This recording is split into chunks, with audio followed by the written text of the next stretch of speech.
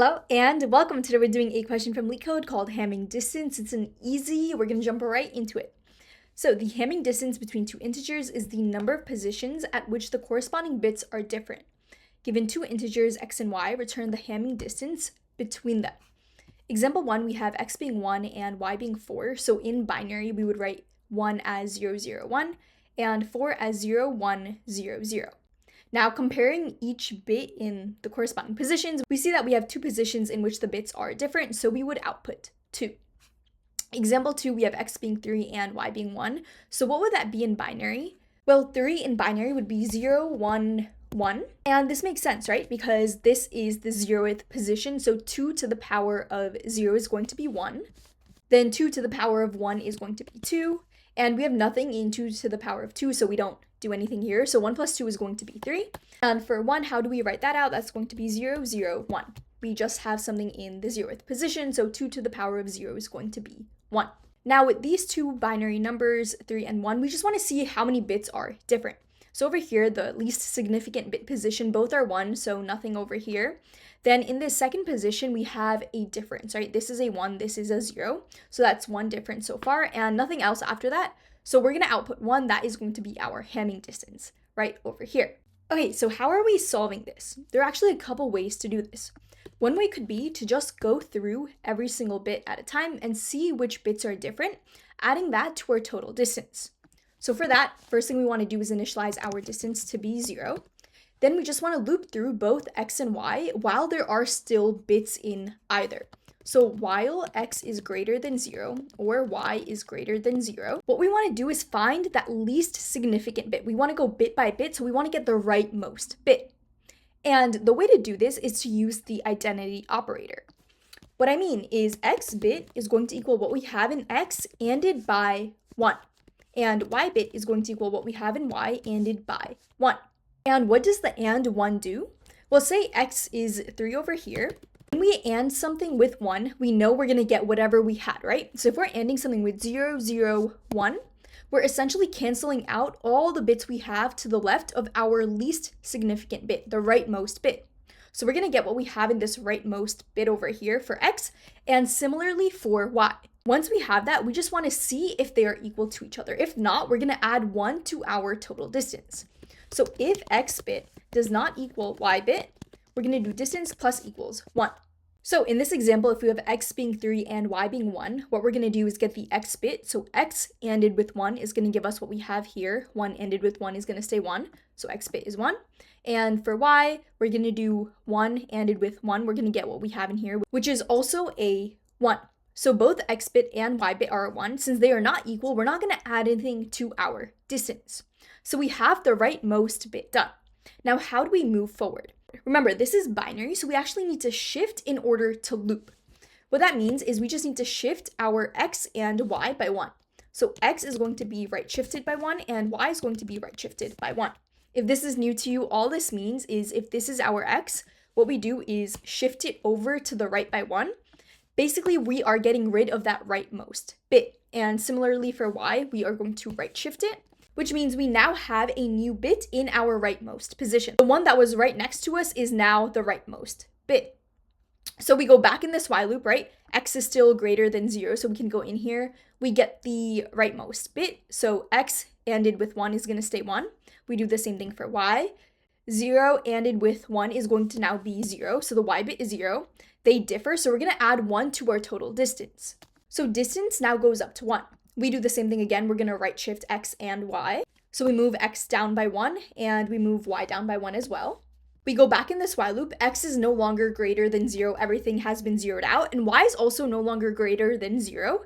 We're all zeroed out. So all we need to do is just return our distance. And we can see that in this example right here, right? X was 3, y was 1, and our output was 1, which is exactly what we'd be returning here as well. So let's go ahead and submit this.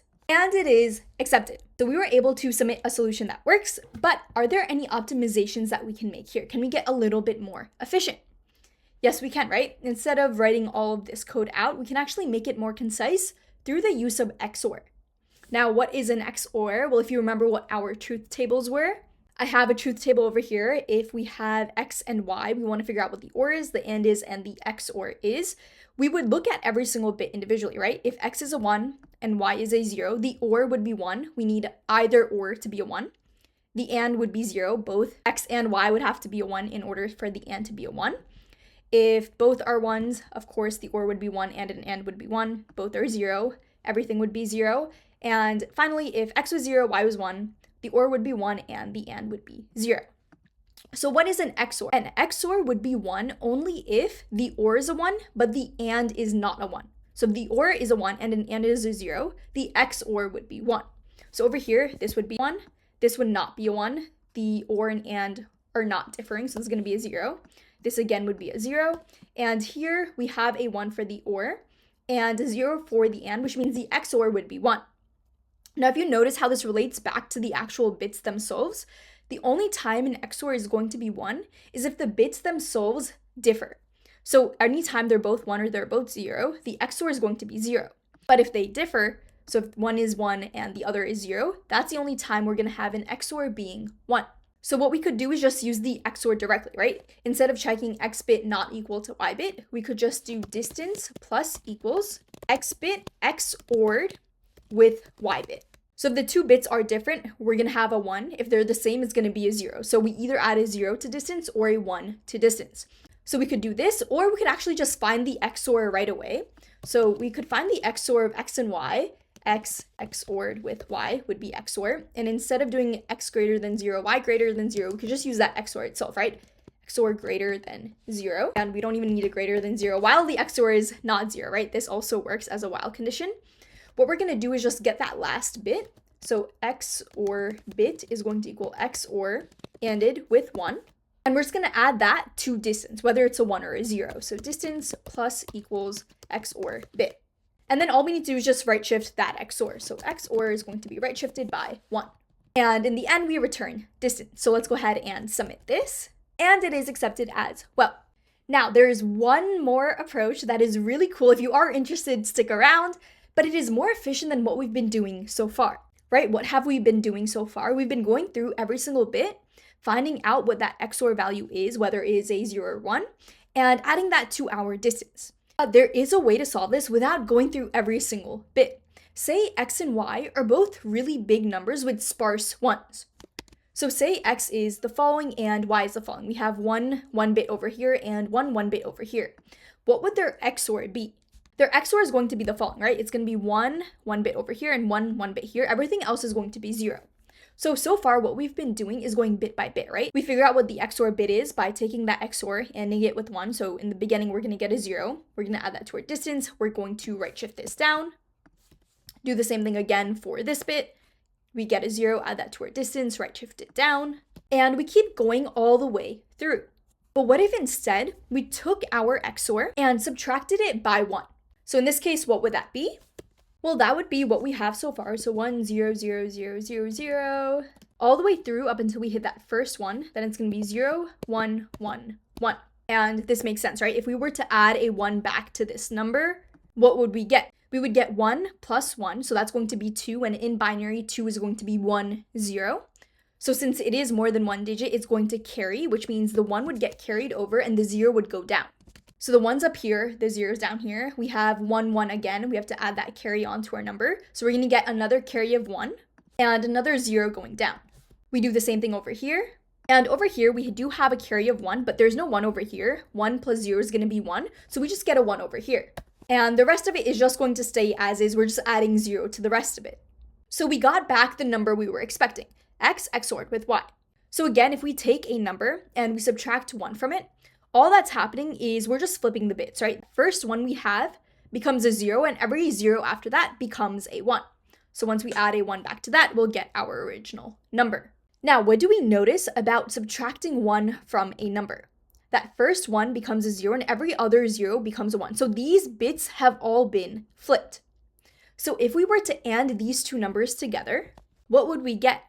Well, we know these bits are all flipped, right? And we know with our truth table, both bits must be 1 for an AND to be 1. But if we have flipped bits, that's never going to happen, and it's going to be a 0. So this ANDed together will result in this number over here. We've basically zeroed out everything from that first 1 bit we've had all the way through. So now if we look at our number, there's only one more 1-bit left, and that's that next 1 bit that we have in our XOR. So now if we look at our number, we're all zeros up until that last 1 bit that we have.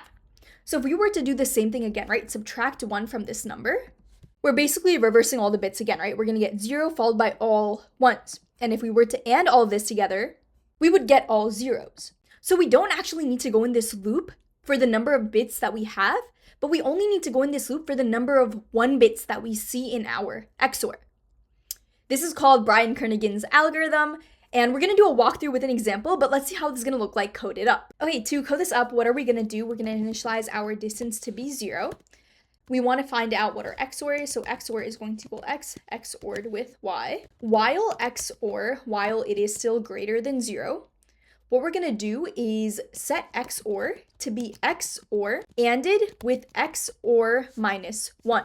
So we're getting rid of that first 1 we see in our XOR. Wherever that is, we're just zeroing out everything from then forward. Since we are zeroing out that 1 from an XOR, we know we have a differing bit in X and Y, right? That's why the XOR was 1. So we're going to add 1 to our distance. Distance plus equals 1. And XOR is now this new value of XOR ANDed with XOR minus 1. So it is now what it was minus that least significant 1 bit that it had, right? If this was what XOR was, we ANDed it with XOR minus 1. It now equals this number over here. The only ones that are going to be left are the ones to the left of whatever our first one that we came across was. So once we exit this while loop, once everything is zeroed out, all we have to do is return our distance. So let's go ahead and submit this. And it is accepted. Now doing a super quick walkthrough with an example, we'll say our X is 1 and our Y is 8. Running through our code line by line, the first thing we're going to do is initialize distance to be 0. We're going to now define what our XOR is. So that's just going to be X XORed with Y. So what is that going to equal? That's going to be 1, 0, 0, 1.